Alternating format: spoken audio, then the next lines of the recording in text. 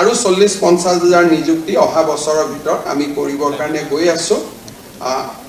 কিছুমান কাম যিবিলাক কাম আমাৰ ৰাজ্যখনত আগতে কেতিয়াও হোৱা নাছিল তেনেকুৱা কামবিলাক হোৱাটো আমাৰ বাবে খুব আনন্দৰ বিষয় মই আজি আপোনালোকক অভিনন্দন জনাইছো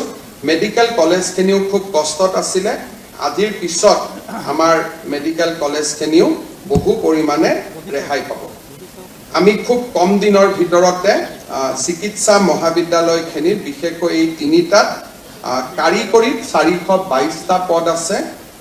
চতুৰ্থ শ্ৰেণীত 657টা আছে আৰু তৃতীয় শ্ৰেণীত 320টা আছে আমাৰ চাৰিখন মেডিকেল কলেজে এই পোষ্টখিনি নোহোৱাৰ কাৰণে কষ্ট খাই আছে ডিএমই মহোদয়ক মই অনুৰোধ কৰিম যেনে তেনে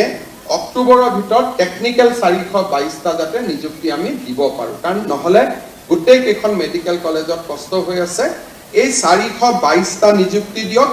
আৰু মাৰ্চৰ আগতে তৃতীয় শ্ৰেণীৰ 320টা আৰু চতুৰ্থ শ্ৰেণীৰ 657টা নিযুক্তি দিয়ক যাতে আমাৰ চাৰিখন মেডিকেল কলেজৰ প্ৰিন্সিপাল সকলে কিছু সকাহ লাভ কৰিব পাৰে নহলে তেওঁলোকৰ বহুতখিনি কষ্ট হৈ আছে পুনৰ এবাৰ সকলোকে অভিনন্দন জনাই পোৰ্টেল এটা থাকিব পোৰ্টেলত দুইখন এপ্লিকেশন উঠাই দিয়ক ট্ৰান্সফাৰ অৰ্ডাৰ নিজে নিজে কম্পিউটাৰৰ পৰা ওলাই যাব কোনো মানুহৰ তাতো যাব নালাগে কিন্তু যদি কি একপক্ষীয় হয় যে মই যাব খুজো কিন্তু কোনো মোৰ জায়গাত আহিব নোখোজে তেতিয়ালৈকে পোৰ্টেলটোৱে তেতিয়ালৈকে তাৰ এপ্লিকেশন বিলাক গ্ৰহণ নকৰিব তাৰ কাৰণে আমাৰ 800 ছোৱালী বা আৰু 3000 ছোৱালীয়ে কাম কৰি আছে নিজৰ মতে মেডিকেল কলেজখিনি সজাই লওক আমাৰ কোনো আপত্তি নাই কাৰণ আমি এটা ভাবি নিযুক্তি দিছো আমাৰ নিযুক্তিটো ভুলো হ'ব পাৰে নলবাৰী ছোৱালী নলবাৰী এড্ৰেছ চাই দিছো কিজানি ডিব্ৰুগড়ত লৰা এটাৰ লগত বিয়া হ'ব কালি পৰখিত তেখেত ডিব্ৰুগড়ত যাব লাগিব গতিকে আমি মানুহৰ এড্ৰেছ বিলাকটো আজি যেটো দিছো এইটোৱে নাথাকে আমি সদায় চেষ্টা কৰো যে যদি এই ৰিক্ৰুটমেন্টতে আপোনালোকে চাব যে তিনিচুকীয়াৰ ফালৰ যিমানে এড্ৰেছ দিছে আমি তিনিচুকীয়াতে দিব যত্ন কৰিছো কিন্তু যদি তিনিচুকীয়াৰ পৰা আৰু বেছি ছোৱালী পাস কৰিছে লখিমপুৰ ধেমাজিৰ পৰা আৰু ছোৱালী পাস কৰিছে তাইকটো আমি নগাঁৱত দিব লাগিব যদি নগাঁৱত বহুত ছোৱালী পাস কৰিছে তাইক আমি নলবাৰীত দিব লাগিব সেইকাৰণে নিজৰ ভিতৰতে আপোনালোকে এই হিসাব নিকাছটো মিলাই ললে আমাৰ কোনো অসুবিধা নহয় বোলে দুজনৰ লগত মিলিব নোৱাৰি তিনিজনৰ চেইন এটা কৰিলে মিলাব পাৰি তাতো আমাৰ আপত্তি নাই যে কোনোবাই ধেমাজি কোনোবাই লখিমপুৰৰ পৰা নলবাৰীত যাব নলবাৰীৰ পৰা কোনোবাই ধুবুৰীত যাব ধুবুৰীৰ পৰা কোনোবাই তিনিচুকীয়াত যাব মুঠৰ ওপৰত আমাৰো ক্ষতি হ'ব নালাগে আপোনালোকৰো ক্ষতি হ'ব নালাগে আমাৰ মানে কোন মোৰ নহয় ৰোগীসকলৰ কাৰণ আমি যেনেকে ৰোগীসকলৰ কথাটো আটাইতকৈ বেছি আমি চিন্তা কৰিব লাগে সেই কাৰণে 2 অক্টোবৰৰ পৰা আমি এই সুবিধাটো প্ৰথম আৰম্ভ কৰিম দেশত কতো নাই কৰ্মচাৰীক ইমান সুবিধা কৰি দিয়া চৰকাৰ দেশত কতোৱে নাই চাকৰিও বিনা পইচাত এপইন্টমেন্টও বিনা পইচাত সব বিলাক থকাৰ উপৰি 1 লাখতকৈ চাকৰি এতিয়া আমি নেক্সট ষ্টেপলৈকে যাব খুজিছো যে নিজে নিজৰ ট্ৰান্সফাৰ অৰ্ডাৰটো উলিয়াই লোৱা যে আপোনালোকে মই লখিমপুৰত যাব খুজিছো মই নলবাৰী খালি আমাৰ কাৰো অসুবিধা হ'ব নালাগে আৰু একেটা সুবিধা ইৰিগেশ্যন ডিপাৰ্টমেন্টতো থাকিব পিডব্লিউডিটো থাকিব খালি অফিচাৰৰ ক্ষেত্ৰত এই সুবিধাটো নাথাকে কাৰণ অফিচাৰ সকলক আমি এটা বেলেগ ধৰণে নিযুক্তি দিব লাগে কিন্তু তৃতীয় আৰু চতুৰ্থ শ্ৰেণীত কাম কৰা সকলোকে এইবাৰ আমি এইটো সুবিধা দিব খুজিছো যে আপোনালোকে যাতে নিজেই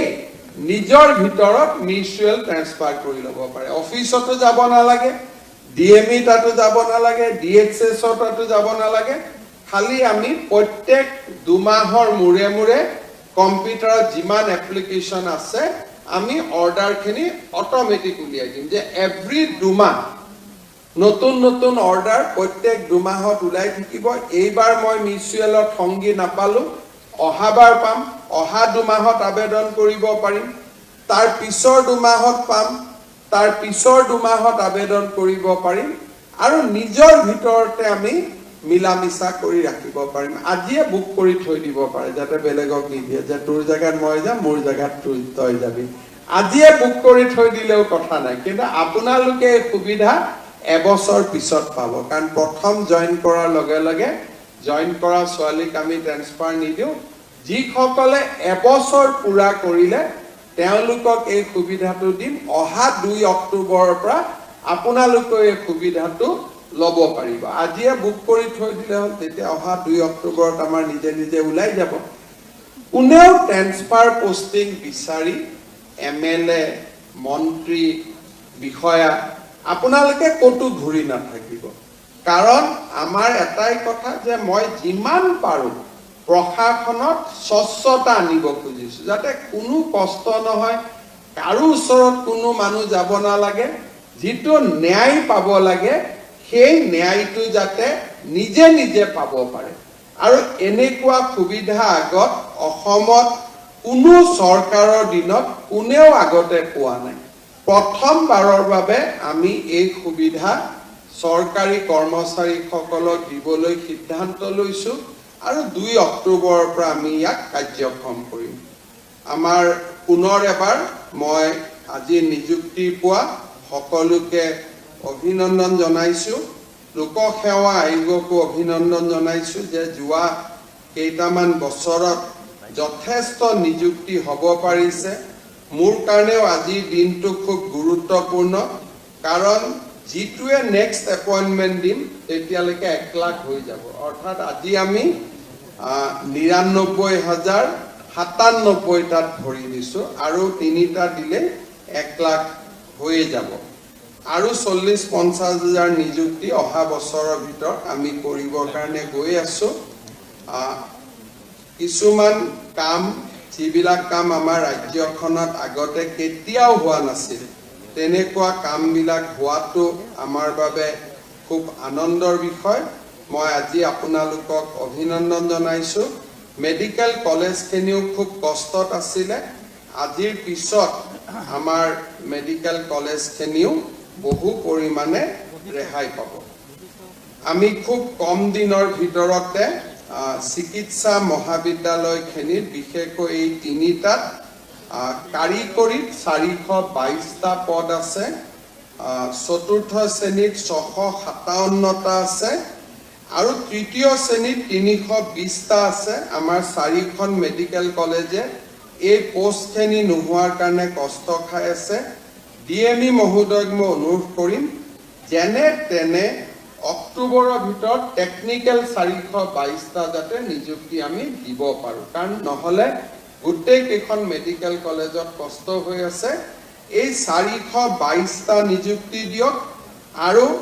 মাৰ্চৰ আগতে 3য় শ্ৰেণীৰ 320টা আৰু 4ৰ্থ